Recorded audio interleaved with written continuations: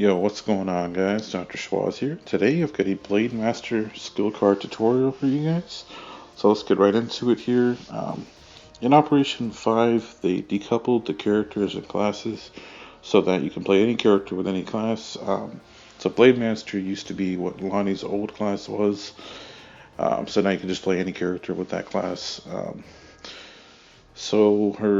The ultimate ability is Electroblade. So while you activate it, any enemies that are struck with melee will be shot and stunned. This applies to pretty much all enemies except some of the scions and some of the mini bosses. It does not stun, like the Warden, and I'll mention those a little bit later. The passive ability, which is a really great passive now that was introduced in Operation 4. It says that kills with melee or bleed damage heal half your max HP, and also resist 30% melee damage.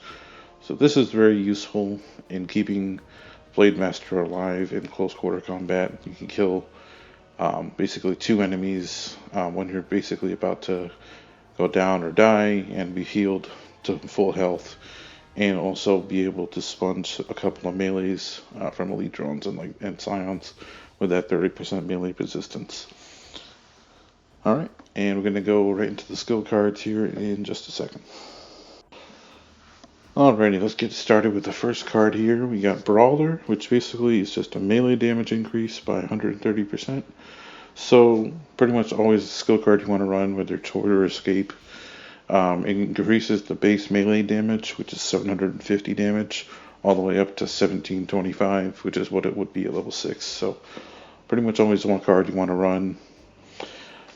As a Blademaster, kind of is what makes the class powerful. One of the cards you definitely want to run. Alright, Energy Surge. This is one of the new cards for Blademaster, aka Lonnie. And it's personally one of my favorites because, and I have video clips showing why coming up later. So when you're within 10 meters of a power tap, it says gain 2 stim per half a second when at least 10 meters from an energy tap. And I believe at level 6 this goes to 6 stim per half second. So it gives you stim when you're within the power tap range, and it also heals you at a slow rate by a certain HP, the same amount of HP when you're within that power tap.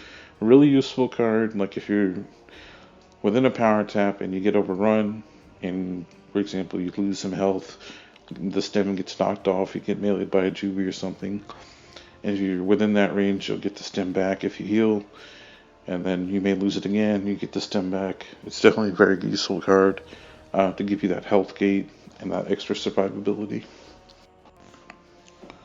Alright, moving on to Thrill the Hunt.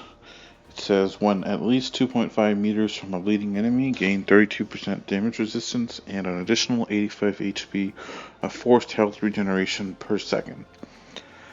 In my opinion, this is a card you never want to take off because it's extremely valuable to have healing and damage resistance in one card. It's very rare to see that, and it fits the class very well. I would under no circumstances ever take this card off. It works beautifully with the perks that the class has, and whether you're running this class in Escape or Horde, I'd always run this card.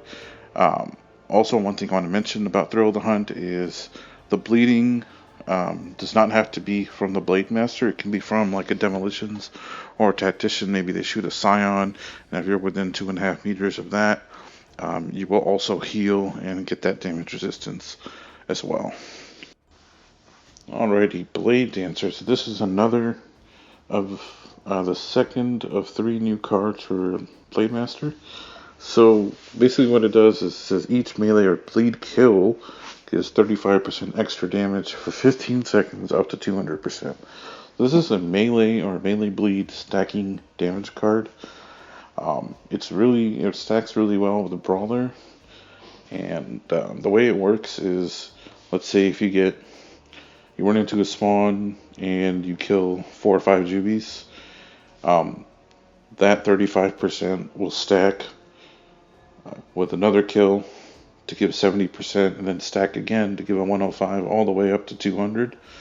And for those 15 seconds, you will be doing triple damage, triple base damage on the next enemy. So like, it's really useful. Like if you kill a bunch of juvies or drones, and then for a short time, you can run to a boss or a mini boss and use your ultimate and do a ridiculous amount of damage in that short period. So I think of Blade Dancer as like an enhancement to Brawler.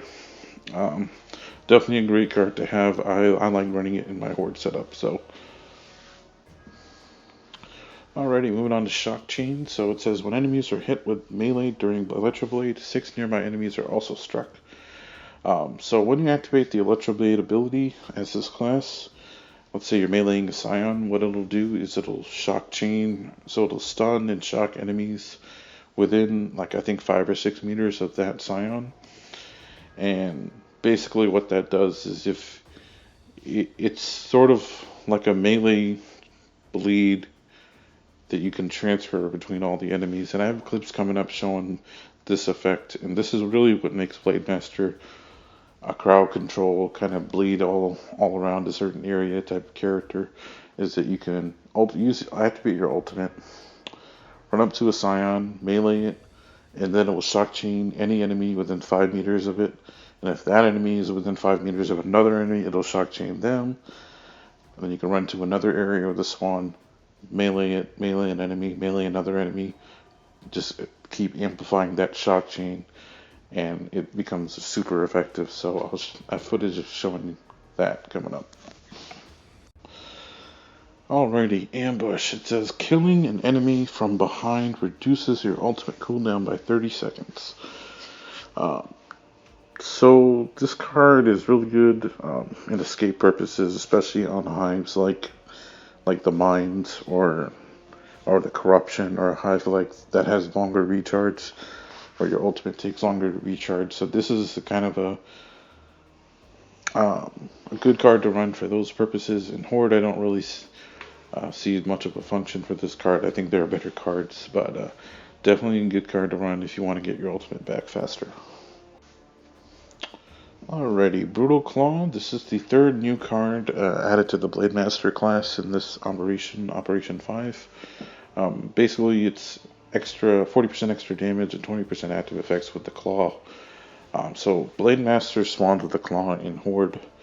And so certain hives may have the Claw and Escape, but I don't find the card super useful past like wave 10 on Master, because the enemy's claws are just so much better in comparison. I mean, I could see it being useful in Horde on maps where like you can stack it with on the flank and maybe do additional damage from behind, but I think there are better cards to run for Blademaster. In my opinion, I think you should just stick to non-weapon specific cards, but you can try it out. I just think these are better cards to run.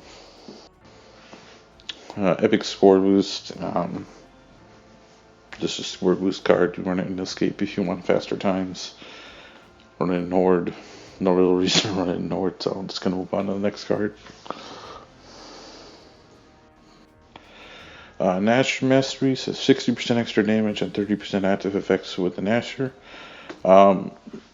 It's a decent card to run, I think, in Escape or in Horde if you're leveling Lonnie or Blademaster up for the first time. But after, I guess, wave 10 or 20, the enemies would be too powerful in Master for this card to be really that effective. As a Blademaster class, you would just kind of want to stick to regular melee bleed cards and stuff like that. So it's a nice card to experiment with, but I think there are better cards to run for this class. Alright, on the flank, it says 115% increased ballistic damage to enemies when hitting them from behind. This is a useful card in certain scenarios, like where if you're doing like a solo escape run, you can pick up a sniper and like headshot Scions or enemies from the side or behind and get extra damage. Really useful on Horde maps where you kind of have like two different sides, like Allfather's Arena, where You can shoot at enemies from the side or behind because they come from different directions. Um, I don't really run this card a lot because it's very specific to certain maps and scenarios, but give it a try. It may work really well with Brutal Claw and Dasher Mastery. Alrighty, on to Venom Blade. Melee damage in the Venom Cloud or Ash causes bleeding for 160% of damage dealt for 5 seconds. So this card is pretty much what makes Blademaster in Escape. In Horde, you get bleeding damage from the melee perk, which we'll talk about later in the video. In Escape, this is mandatory. It's what makes the character or the class powerful, so you almost want to run it every time in Escape. One thing I want to mention about Venom Blade is it does not stack with Brawler or Blade Dancer. So the melee damage that you are getting from the bleed from this card only stacks with the base melee damage. So just want to let you guys know that. Deep Pockets, maximum ammo capacity for all pistols increased by 115%. Blademaster, this is a cool card to run, like if you're running like surge runs or clock runs in Escape, and if you're like low level. But in Horde, it's really not a practical card to run. If you're like a beginner Blademaster level, I'd run it. All it does is increase your pistol ammo, which in Escape the class spawns with the Talon. It's a beginner card for sure, but obviously better cards to run.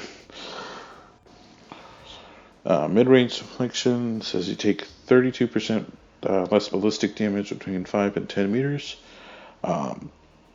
For regular Horde and Escape runs, it's not a card I typically run. It's a good card, I think, if you're running like surge runs or clock runs or last stand runs or runs where you're just running through the map to get cards. So basically, you can take less damage from claws, mulchers, any ballistics within that range. Nimble is sliding to cover 55% faster and further away.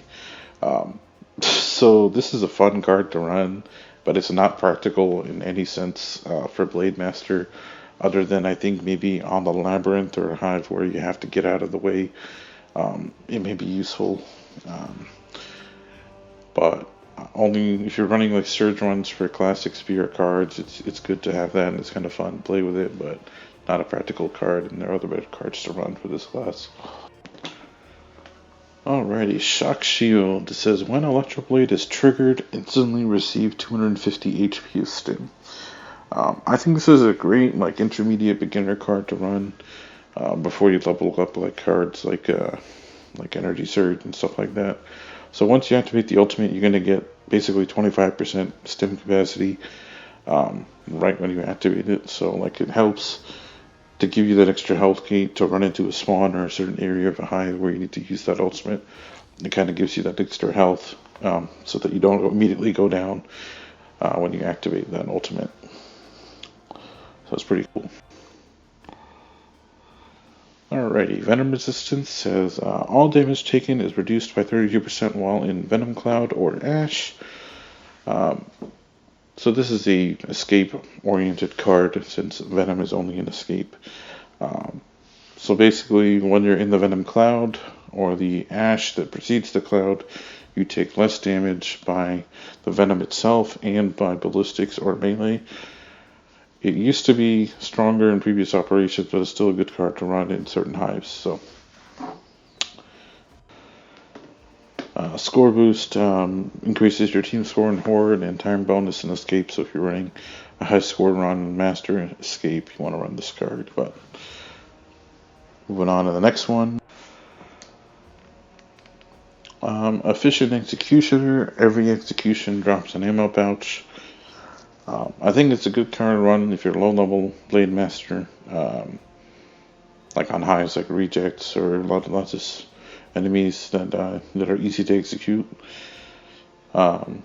This is similar to like the good kill card that Demolitions has. It's a good beginner card to run, but there are better cards for this class, in my opinion.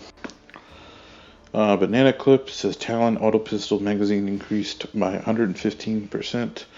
So It's a nice beginner card, of course, in Horde or Escape. It's not really practical. Obviously, they're better cards to run, but all this does is increase the length of the clip size so that you don't have to reload as often. Um, like I said, it's a beginner card. Once you level the class up, there are better cards. Alright, and the final card is Short Range Deflection. It says ballistic damage is reduced by 32% up to 5 meters. So basically, with this card on Master Escape, I know that you can basically survive a Nasher bullet at close range and a couple extra claw bullets close range. It's definitely a good card to run, especially in Escape. I think in place of Venom Resistance, I like to run it since you can get resistance in Venom or without Venom. And move on to the Horde Perks coming up next, and then I'll have some gameplay afterwards. Alrighty, before I get started showing the Horde Perks and talking about that and the gameplay coming up after, I wanted to mention the builds that I like to run for the Blademaster class in Horde and in Escape. So in Horde, I like to run Brawler, Thrill the Hunt, Shock Chain, Energy Surge, and Blade Dancer. And then in Escape, I like to run Brawler, Venom Blade, Shock Chain, Thrill the Hunt, and Blade Dancer. Of course, in Escape and Horde, Horde I pretty much always run the same stack. Escape, of course, it changes. You may take Blade Dancer off and run Short Range Deflection, or run Venom Resistance, but so that's pretty much my stack. Once again, in Horde, I like to run Brawler, Thrill the Hunt, Shock Chain, Energy Surge, and Blade Dancer. In Escape, I like to run Brawler, Venom Blade, Shock Chain, Thrill the Hunt, and Blade Dancer. Coming up, I'm going to talk about the Horde Perks. Alrighty, guys, so now I'm going to talk about the perks for Blademaster and Horde. In my opinion, this class has like the 4 best perks that reinforce the class of any class. I think these perks match this class really well. So she's got damage resistance, melee bleed damage, movement speed, and health regen.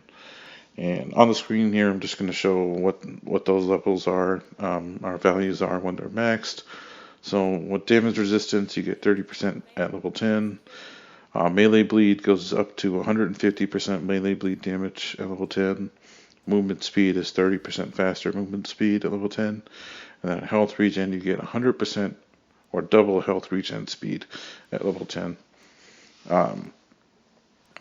So Blademaster, similar to Dietitian, it's one of those classes that the high buster classes like Matt Keegan and Lonnie that were brought over to Horde before the system was decoupled. It's one of those classes that you need to perk early on in Horde to have any effectiveness. Since this is a melee character and she does bleed damage and there's no venom in Horde, you need to have any effectiveness in Horde.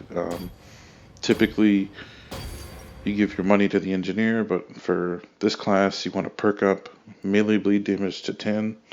Preferably, and then normally that's what I would do, and then bank the rest of the money in the fab, and then after to wait 20 or 25, we can start perking depending on what the engineer, depending if the engineer says okay to do so. So I perk melee bleed damage to 10. So that does not stack with Brawler or Blade Dancer. So the melee bleed damage that you get is based on the base 750 damage you get when you do a melee. So at 150%, you're going to have 1125 bleed per second for 5 seconds off of a melee. I'm not going to go into too much detail on the math, but it's super powerful once you get a breaker mace. And you can go to town. I have footage of that coming up. Once I perk melee bleed damage to 10, I like to perk up damage resistance. So this works really well with Thrill the Hunt. So it gives you healing, damage resistance, so you don't go down like immediately from like a melee from an elite drone or a scion. You can sponge a little bit once you get in close quarter combat. Then I perk up health regen. So that's like the other half of Thrill the Hunt, where you take some damage and then you can regenerate health really quickly. So you can go from full health to full red and then back to full health really quick. Even faster if you're near bleeding enemies. Or if you kill enemies with melee or bleed, you can regenerate half your health back, which is the passive. So these perks kind of reinforce and help each other out and add on to the passive, which makes the character such a great class to run. Super survivable in certain situations. Then movement speed is the last perk I run. Gets you into the spawn, out of the spawn real fast. You can move around, shock chain as many enemies as you want. And I think those 4 perks work really well for this class. Coming up, I'm going to have gameplay showcasing some of the skill cards in effect, and then after that I'll have some boss wave gameplay to some of the tutorial coming up. Alright guys, in this section of the video I'm going to showcase some of the skill cards in action. So right here, in this clip I'm basically going to show some clips of Thrill the Hunt in action here. So in a second here, I use my ultimate on the ice sign, kill a couple of things, and then there's an elite drone here that's going to melee me, that I'll let him melee me. You see I take a lot of damage, but I heal really quickly because I'm within the range, and I also have the perks to help make me survive that encounter.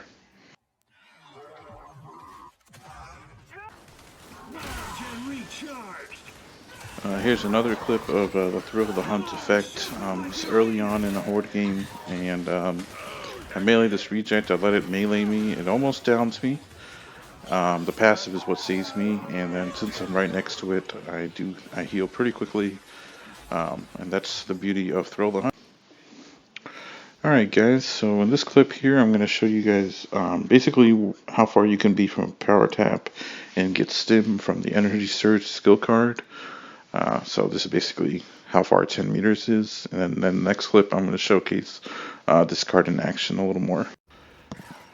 Alrighty guys, so here I am on Jingle Juvies, which probably is over by the time this video is up, but I'm within the range of a power tap, just meleeing the Juvies, rolling back. Eventually I lose my stim here in a second right there, just lost it, and you see I just get it right back, which is great.